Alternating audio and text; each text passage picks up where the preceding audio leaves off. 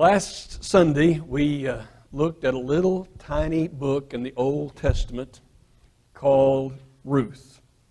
And we looked at a story that was an interesting story, but we kept having the question, didn't we? Why did God choose to put this book in the Old Testament, tucked in between the book of Judges and the book of 1 Samuel? And finally, we think we discovered the primary reason, at least, as we got to the end of the book of Ruth, when it told us that David was coming, that David was the son of Jesse. And it appears that that book was placed in the Old Testament to announce to everyone that the greatest king ever in the Old Testament was about to arrive. And thus we have begun a study, long study, in the life of David. Much of it takes place in the book of 1 Samuel. But as you move into the book of 1 Samuel, there are two or three other characters and incidents that we need to see, understand, as we finally make our way to David. So the first character is the man named Samuel. And Samuel will be the last judge over the period of the judges. And he may well have been the greatest of all judges. And he was a prophet of God. And he was outstanding in how he served God. But the story begins very differently. The story begins with a man whose name is Elkanah. And he has two wives, one named Peninnah, the other named Hannah. And Peninnah has several sons and daughters. But do you remember Hannah? She had no children. She was barren. Her womb was closed. And in that day and in that culture, it was very difficult for a woman who could not have children. She was not looked upon favorably. It was a stigma that she carried with her. It was an embarrassment. And in this particular family, while she was barren, her husband, it says, loved her more than he loved Peninnah. And he would give her more, double portion of things. And so in this family, they have a problem of jealousy. The story begins born out of jealousy that so often happens. And we all know about jealousy, don't we? Jealousy sometimes makes us say things and do things we would normally not say and do, and that's putting it kindly. I could say it like this. Jealousy just sometimes makes us mean people. Very mean. And Peninnah would provoke Hannah, and she would provoke her to irritation, and she would make life miserable in things that she would say. And Hannah is brokenhearted. She's greatly distressed. And this story says this went on for years. For years. And there's not a single thing that Hannah can do about it. She can't change what's happening in her body. She can't make the thing different in her family. She is stuck in a horrible situation. Except for one thing. Except for one thing.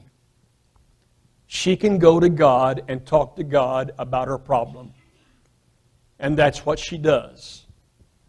And so one day she's at the house in Shiloh where Eli lives, who is the judge that precedes Samuel. He's the prophet. He's the priest. He's the one who is God's spokesman. And she's there where Eli is. And I want to read what she says in her prayer while Eli is there. Once when they had finished eating and drinking in Shiloh, Hannah stood up. Now Eli, the priest, was sitting on a chair by a doorpost of the Lord's temple. In bitterness of soul, Hannah wept much and prayed to the Lord. And she made a vow, saying, O Lord Almighty, if you will look upon your servant's misery and remember me and not forget your servant, but give her a son, then I will give him to the Lord for all the days of his life, and no razor will ever be used on his head. She kept on praying to the Lord. Eli observed her mouth. Hannah was praying in her heart. Her lips were moving, but her voice was not heard. We've all done that, haven't we? We've all prayed in our heart, a silent prayer. And I wonder how many times that our prayers, though they be silent, without us even realizing it, our mouths are kind of moving and making the word, and yet we're not saying the word. And Hannah's in great distress, and Eli is sitting in a chair watching. Now, he's the prophet of God, but he does what you and I so often do. He jumps to a conclusion. He jumps to a conclusion. He forms in his mind what he thinks is wrong with this woman. He has no facts. Though he's the greatest man of God we know at that point in time, he jumps to a conclusion and he confronts her and says to her, why do you keep being drunk like this? Why don't you stay away from the wine? And she will respond and say, oh, no. That's not what I'm doing. My heart is in great distress. And I'm speaking to the God of heaven about my distress.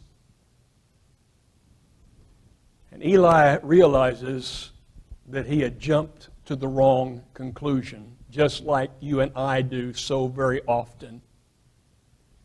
And now Eli makes amends. He said, may the Lord grant to you the desire of your heart or the request that you've made of him. And she goes back home with her husband. And you can guess what happens, can't you? The Lord, after all these years of misery and all these years of pain, he opens her womb. She is now with child. And to her great delight, she brings forth this little baby boy, and his name is Samuel. Can you imagine? Can you begin to imagine the joy that overwhelms her? After all these years of torment, all these years of self-imposed shame, and sometimes not self-imposed, it was imposed by other people. And now she has a little baby. What a delight and what a joy. But, there is a significant problem. Do you remember the problem that we just read? She made a vow to God. And in that vow, she says, if you will grant that I would have a son, I will give him to you. I will dedicate him to the Lord's service for all the days of his life. Oh my. That means this boy she's been waiting for, this child she's been waiting for, she's going to have to give away. What do you do when you've made such a promise? Well, here's what she did. At the age of weaning, and I don't know what age that is. Some people say it was about 2 years. Some people say it could have been 5 or 6 years of age. I have no idea. But if it was the 2-year mark, can you imagine Hannah holding that little baby for 2 years and caring for the little baby for 2 years, and the love that was overwhelmingly large in her heart toward that little baby? And now she makes a trip back to Shiloh. And she takes that young boy and she hands him over to Eli, saying, the boy is dedicated to God for all the days of his life. Oh, she would go visit him year by year and take him a robe that she had made and some clothes that she had made. But she's not going to watch him grow up. She's not going to tend to him while he's sick. She's not going to see him change as young boys change and experiment and play and do all those things, because he's going to be living with Eli. And yet, this is the man the Scripture says this about. Samuel grew in stature and in favor with the Lord and in favor with all men. Now, you may recall it's exactly what it says about Jesus when he's a young man. That Jesus grew in stature. He got taller, he got larger, and he grew in favor with God and grew in favor with men. Samuel becomes a great spokesman for God. He becomes a great leader for God. He is a giant of a man in God's service.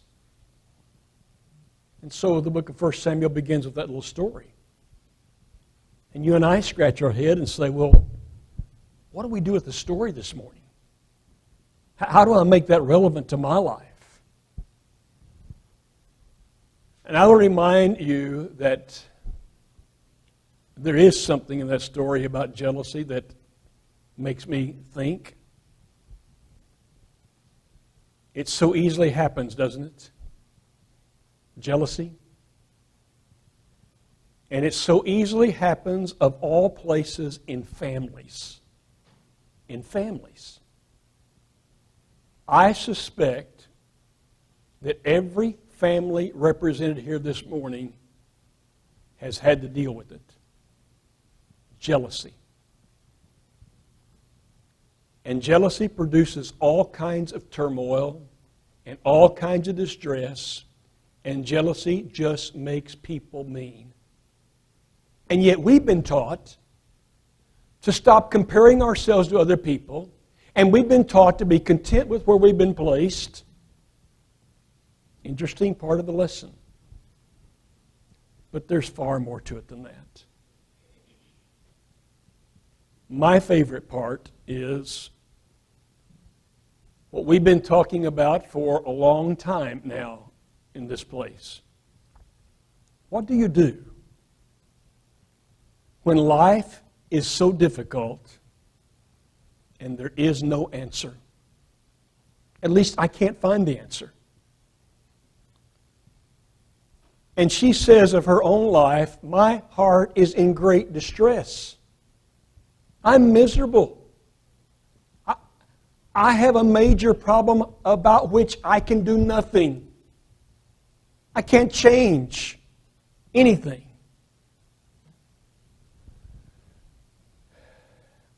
And if you have lived very long, maybe past the age of these little children that are here, or the young boys and young girls that are here, you have run into problems that don't have an answer that you can figure out. Am I correct? They just don't have an answer that you can figure out. And we sing a song, where can I go but to the Lord? And though it went on for years for Hannah, see, I'm not going to tell you that you get the answer immediately. It went on for years. Years. Until finally God changed things and made things work. Do you know that Hannah went on to have 3 more sons and 2 more daughters? You know that God blessed her with more? But the idea of depending on God and trusting God is a mighty idea. And though the pain is not removed, by the way, do you remember Jesus? The night before he was killed? In great distress and anguish of heart, going to the Father, and he said, the Father with whom all things are possible, and begging. It didn't get changed, by the way. Not everything gets fixed. But he's the place to go. He's the place to go. So I see something about jealousy as we begin this journey with David in the life of Samuel, the life of Hannah. I see something about issues I just can't figure out and where to go. I got one more. It's harder. What do you do when you make a promise you don't want to keep? Or what do you do if you just make a promise that's difficult to keep? We just read in the Psalms this morning in our Bible class that when our hearts are troubled, vows come easily. We make promises easily. We make deals, as we called it this morning in Bible class. If you will give me a son, I will give him to you. It wasn't easy, but she kept her promise. Now, in 2 minutes, I want to give you one thought. When you and I were baptized into Christ's possession,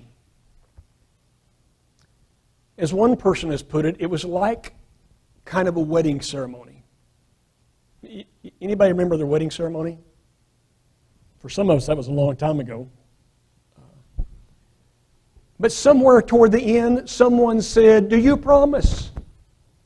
Do you promise to love her and cherish her and stay with her in times of health, in times of sickness, in times that are good, in times that are bad, so long as you both shall live? And what did you say? Well, if you didn't say, I will or I do, that wedding didn't go well. Okay? So you said, I will.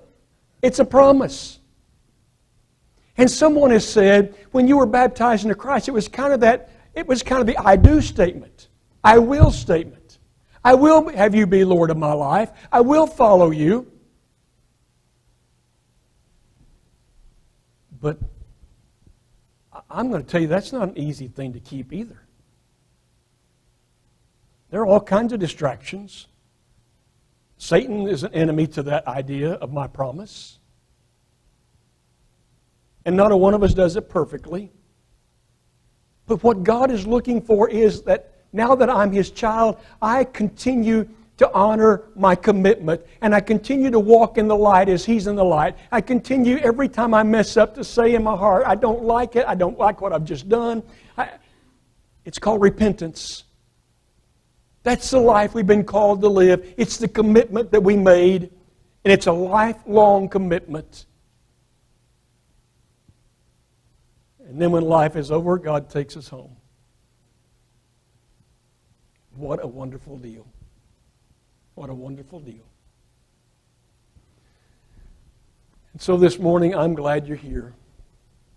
I hope you're blessed by being here.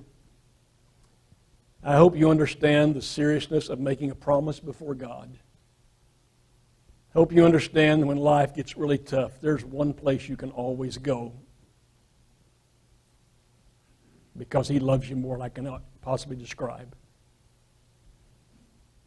And these petty things like jealousy, they're just not worth it. Just not worth it.